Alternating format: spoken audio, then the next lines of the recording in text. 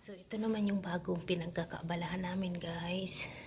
Ito yung bulok na table. So, ang ginawa ng amo ko ni-repair.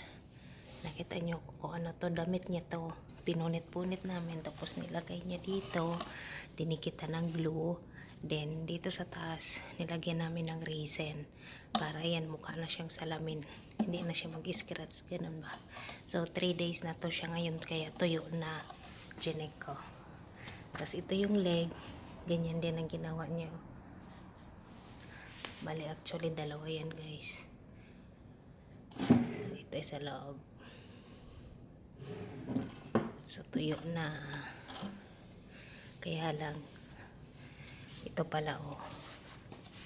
Ito medyo hindi halata.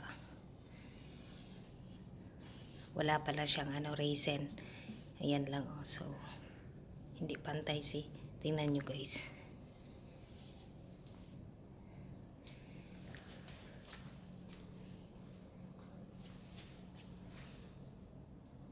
Ang ganda na niya. So ito yung resin na ginamit namin. Ayan, buksan ko pa tuloy yung isa. Dito isang cup, dito dalawa. Kasi ito yata medyo harder. Ayan.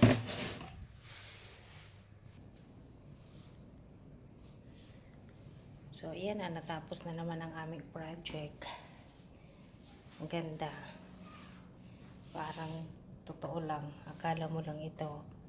Pinainting-painting lang niya. Pero damit niya yan eh. Pinunit-punit. So, ayan. Maganda siyang tingnan.